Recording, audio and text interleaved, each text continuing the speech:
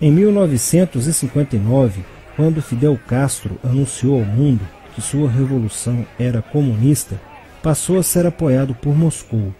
Com isso, a União Soviética iniciou uma campanha para dominar com a ideologia marxista a América Latina, onde os partidos comunistas formariam grupos de guerrilha armada com dinheiro soviético, repassado por Cuba. No Brasil, foram criadas 29 organizações guerrilheiras, onde Fidel Castro vislumbrou expandir sua revolução comunista. Em 1961, o presidente do Brasil, Jânio Quadros, condecorou o guerrilheiro cubano Che Guevara com a Ordem do Cruzeiro do Sul, sem imaginar que 4 meses antes o Partido Comunista Brasileiro acertara com Fidel Castro o envio de jovens brasileiros para o treinamento de guerrilha em Cuba, com a finalidade de preparar quadros revolucionários que desencadeariam a luta armada no Brasil. As ações armadas já existiam antes de 1964 no governo de João Goulart, através das Ligas Camponesas de Francisco Julião e do Grupo dos 11 de Leonel Brizola.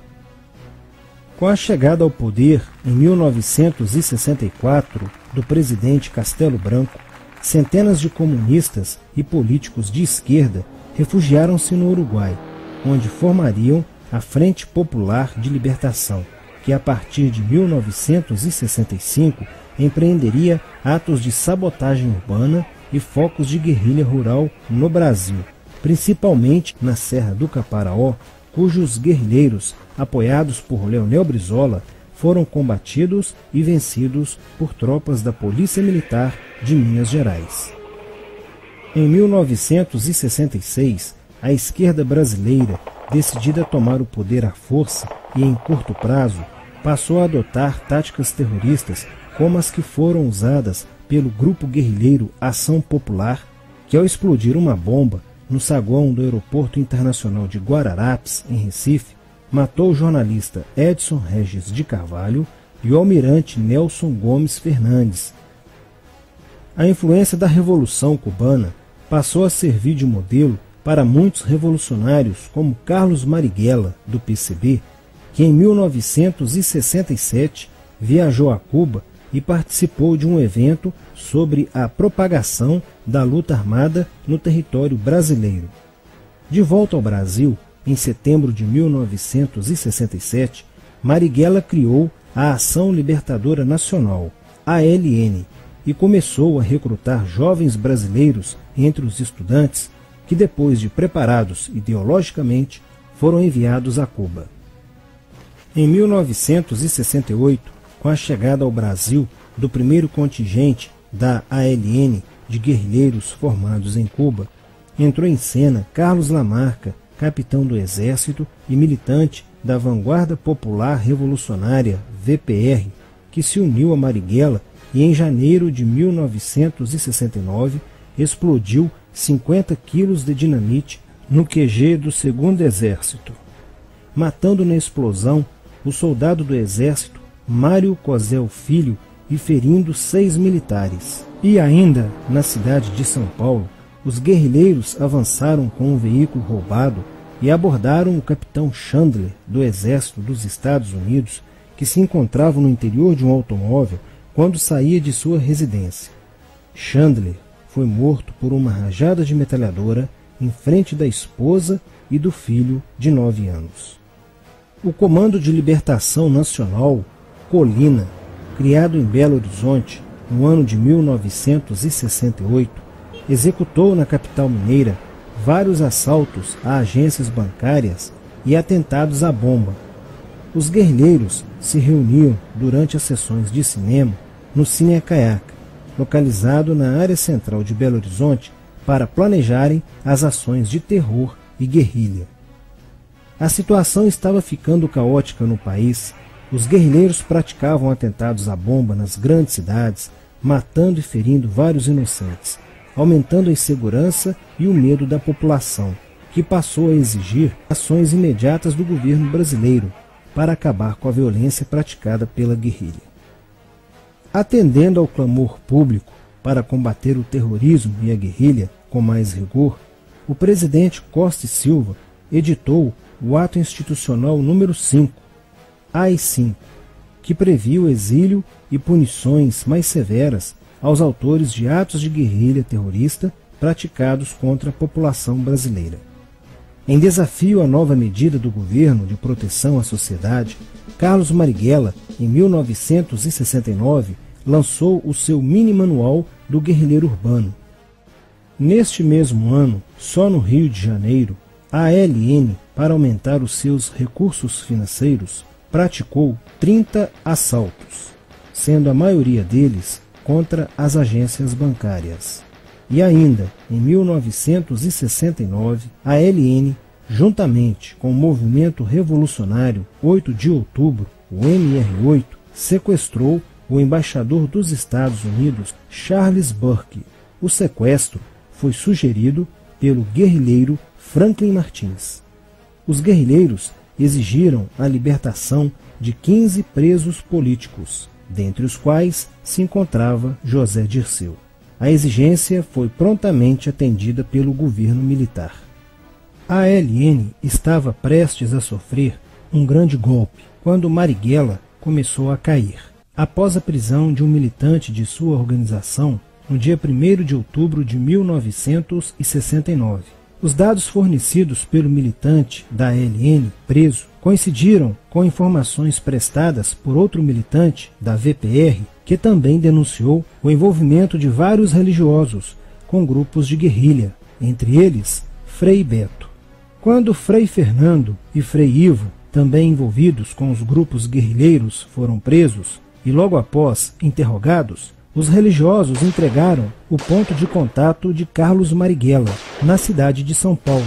No dia 4 de novembro de 1969, o ponto foi cercado pela polícia, onde Marighella, percebendo o cerco, reagiu e foi morto. Depois da morte de Marighella, centenas de guerrilheiros foram presos e mais de 300 armas apreendidas.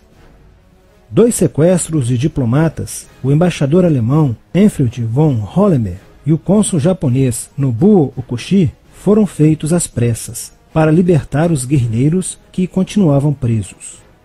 Inspirados no marxismo cultural, vários militantes da esquerda brasileira iniciaram a estruturação de uma organização que se infiltrou nas faculdades brasileiras, bem como no meio artístico e cultural, e principalmente nas edições de jornais, setores estes com grande poder de influência sobre a formação da opinião popular. Durante as manifestações, vários militantes comunistas, usando armas de fogo, eram infiltrados no movimento estudantil e disparavam contra os manifestantes, na intenção de colocar a opinião pública contra o regime militar. Com a morte de Marighella, Lamarca havia assumido a posição de líder mítico, que sustentava a esperança na vitória comunista. Em 1970, quando o embaixador suíço Giovanni Butcher foi sequestrado, o governo se recusou a soltar os presos da lista apresentada pelos guerrilheiros. Depois de 40 dias de sequestro, os guerrilheiros quiseram matar o embaixador suíço. Porém, o governo militar cedeu e as exigências dos guerrilheiros sequestradores foram atendidas, preservando a vida do diplomata. Na cidade de São Paulo, o cerco sobre a vanguarda popular revolucionária, liderada por Carlos Lamarca, estava se fechando. Isso fez com que Lamarca fugisse para o Vale da Ribeira e montasse um campo de treinamento para a guerrilha. Na tentativa de descobrir este campo, tropas da Polícia Militar do estado de São Paulo foram deslocadas para a região. No dia 8 de maio de 1970, um pelotão comandado pelo tenente da Polícia Militar, Alberto Mendes Júnior, foi emboscado e rendido por guerrilheiros da VPR. O tenente Mendes foi feito refém e obrigado a seguir com os guerrilheiros na direção de 7 Barras. Depois de um dia e meio andando pela mata, Lamarca formou um tribunal revolucionário e decidiu matar o tenente Mendes, que teve o crânio esmagado por coronhadas de fuzil desferidas pelos guerrilheiros Diógenes e Fujimori. Apesar do cerco, Lamarca conseguiu escapar e em 1971 chegou ao sertão da Bahia. Depoimentos de guerrilheiros presos em Salvador levaram o exército ao esconderijo de Lamarca, que, estando armado de metralhadora, reagiu à prisão e foi morto. Após a morte de Lamarca, o número de militantes presos era bem maior que o número de guerrilheiros em ação no Brasil. Os guerrilheiros, percebendo que o cerco estava se fechando, passaram a sequestrar aviões comerciais e obrigar o piloto a desviar para outro país, onde pudessem se exilar. 4 desses aviões foram desviados para Cuba. Os guerrilheiros comunistas estavam perdendo a guerra. Os militantes que abandonavam as armas eram acusados de traição nos tribunais vermelhos e executados pelos próprios companheiros, em atos de justiçamento. Já no início de 1971, o PCdoB conduzia o trabalho de campo na região do Araguaia, na divisa entre os estados de Goiás, Pará e Maranhão, com a missão de implantar um núcleo guerrilheiro que tinha por objetivo fomentar uma revolução socialista, onde centenas de guerrilheiros já haviam se estabelecido há pelo menos 6 anos. No início de abril de 1972, o presidente Médici enviou à região do Araguaia equipes especializadas em inteligência que, da busca do conhecimento sobre a atividade clandestina, logo efetuaram as primeiras prisões, entre elas a de José Genuíno, primeiro guerrilheiro preso no Araguaia. Logo após, o exército sofreu as suas primeiras baixas, ao ter um grupamento emboscado por elementos liderados por Oswaldo Orlando da Costa, conhecido por Oswaldão. Isso fez com que o exército passasse a empregar tropas convencionais que cercaram toda a região do Araguaia. Com a derrota cada vez mais próxima e com o total abandono logístico do PCdoB, ao qual os guerrilheiros foram relegados, sem armas, comida e remédios, vários militantes da guerrilha, encurralados, quiseram se entregar, mas foram mortos pelos próprios companheiros em atos de justiçamento.